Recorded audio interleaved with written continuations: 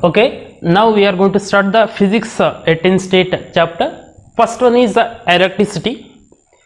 It is very important because it carries some more marks, more content is there. Now in this class I am going to give the important introduction about this electricity, because nowadays we can't assume our daily lifestyle without electricity. In the morning to evening, at the night also we require electricity, because even though sunlight is there at the morning, we are using this electricity for the different purposes. Okay, now if I want to take this electric bulb, it requires electricity. If I take an initial, it requires the electricity to glow. So if I want to connect this any bulb to the shell, so it requires the electricity. So if I want to run the motors, if I want to run the generators, so we require the electricity. So in this manner, so electricity is very essential in our daily life. Okay, so in this electricity, if you are start the electricity means first thought is what is this electric current? That is the thing will comes in our mind, because we are seeing the electrical wires. Electric current is flowing in the electrical wires, so that's why electric bulb will glows when you switch on the circuit. So how this electric current is flows in the circuit, that is a very important thing, because when you put the switch, when you put the switch on in the on condition, in that case what happens, the electric bulb will glows within the fraction of second, within the fraction of second. So how much speed the electric current will flows, and how it flows in the circuit? So is the electric current is flows in all the materials? No, because if you can take one a hood, electric current will flows? No. So if you can take one glass, electric current flows? No. So electric current will flows in a certain materials. On which materials electric current will flows? Those we call as the conductors. On which materials electric current do not flows? Those materials we call as the insulators. Means whatever the materials available in the nature, we are classified mainly as conductors and insulators. Conductors and insulators. In the conductors, electric current will flows. Example for this conductors, metals. Metals are the conductors. Okay, all the metals are the conductors. And example for this insulators are wood is an example, glass is a example. So these are all example for these insulators. Here in the conductors, why the electric current will flows, and in case of the insulators, why the electric current is not flows. That is the thing. Observe carefully. Now we know that in the nature everything is made up of matter. Everything is made up of matter. Okay. So this matter contains the what? Molecules and atoms is it? It contains the atoms. Okay. In this atom, what is there?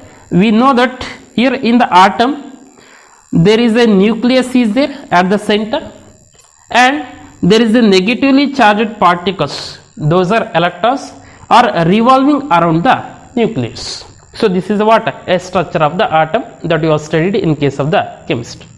Now this nucleus contains the proton and neutron.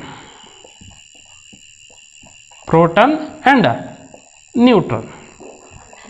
And this electrons is revolving around the nucleus, and this electron is a negatively charged particle, and this proton is a positively charged particle. Positively charged particle, and this neutron is a neutral, there is no charge. Okay. Now in these particles, which particle is responsible for the flow of electric current in the circuit? Okay, the electric current is flowing in the circuit means these whatever the charges is there, so those must flow, then only electric current we are receiving in the different areas. So among these, which is responsible for getting the electricity means these negatively charged particles, those you call as a what? Electrons. These electrons are the particles which is responsible for this flow of what? Electric current in the circuit. But which electrons? Observe carefully. because if you can take any material, in some materials,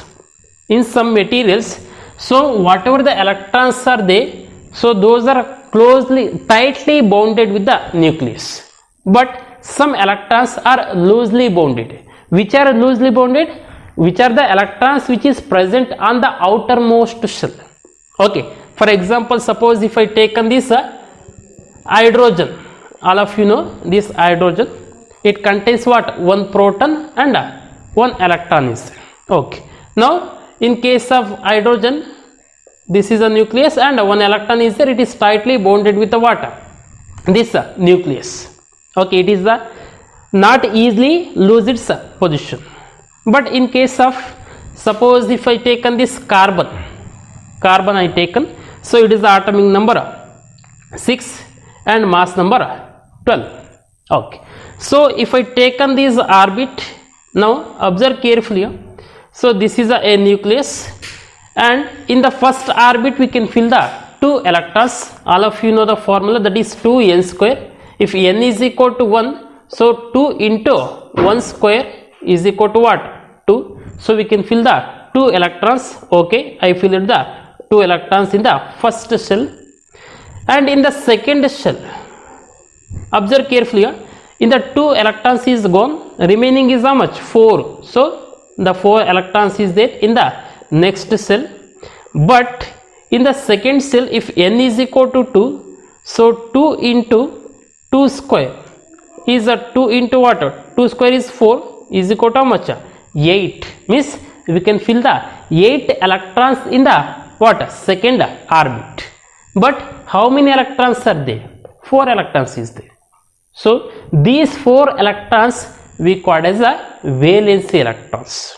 These 4 electrons are what we call valency electrons. So these valency electrons are responsible for the flow of electric current in the circuit, because these electrons are loosely bounded with the nucleus. Okay, so here in case of the insulators, why these electrons will not flow, or why we are not getting the electrons in the electric current in the circuit? Means in case of the insulators, these whatever the electrons is present, those are tightly bounded with the nucleus.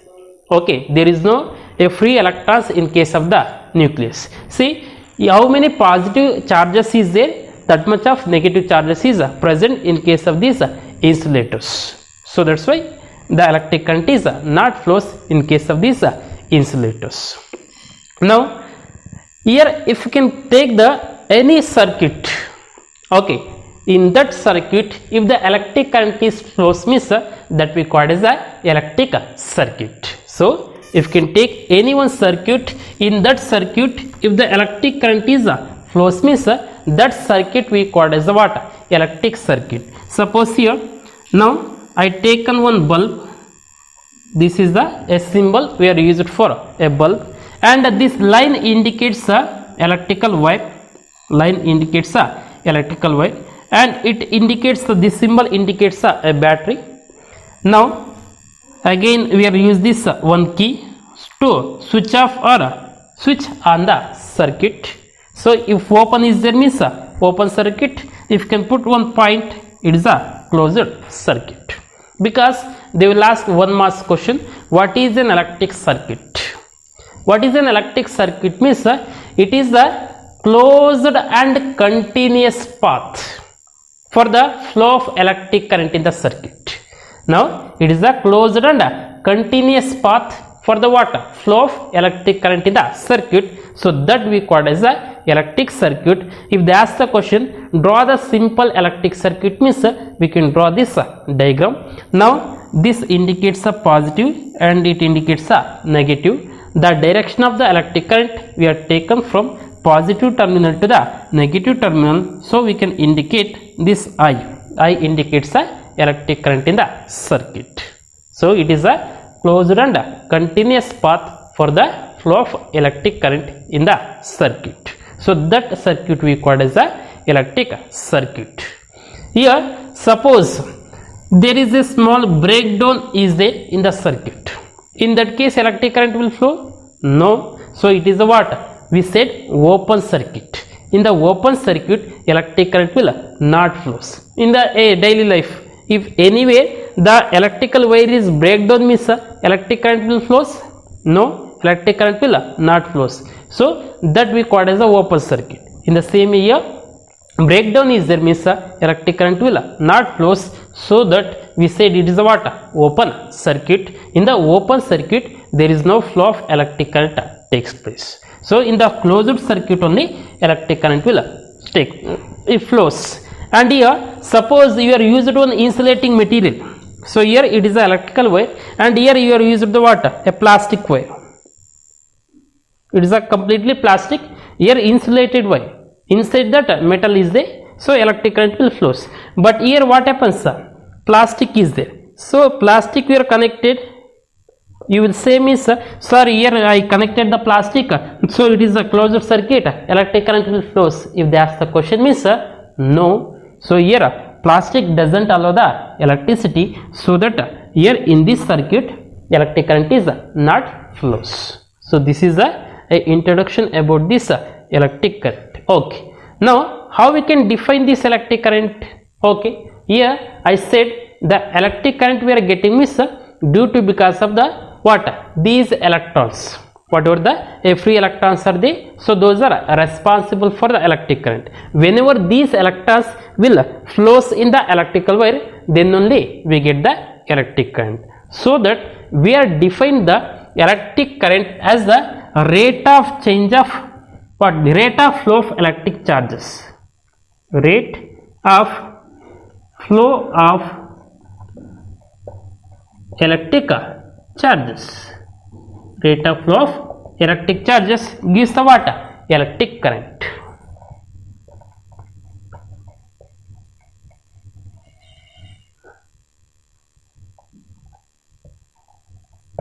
Rate of flow of electric charges gives the electric current. Suppose if I taken one electrical wire, so it is having a certain area, so this is a area of cross section, and to flow the charges from this point A to the point B, so it take a certain time.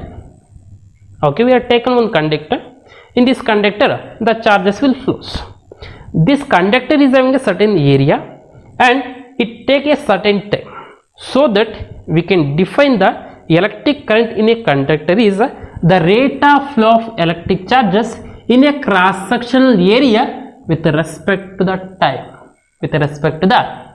so that we call as a electric current. Or you can simply say the rate of flow of electric charges gives the electric current. Or if I want to define neatly means so the rate of flow of electric charges in a cross sectional area of the conductor with respect to time, so that we are defined as the electric current.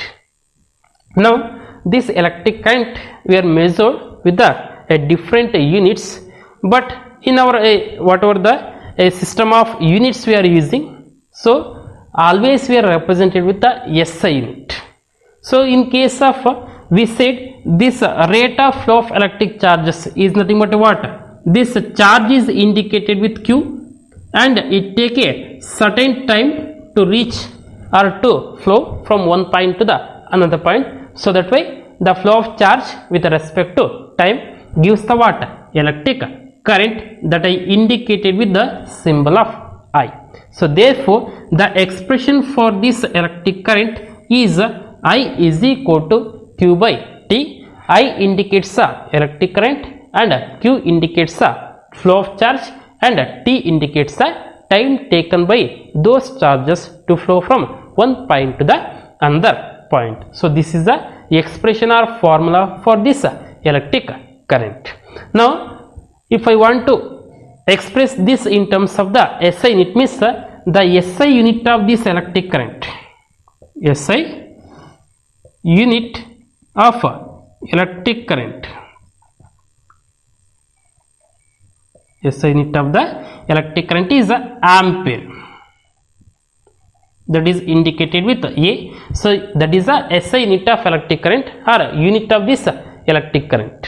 So If I said 1 ampere of electric current is flowing in the circuit, means how we can define how much charges is flows in the circuit and how much time it taken to flow the 1 ampere of current. So that we'll see in the next class.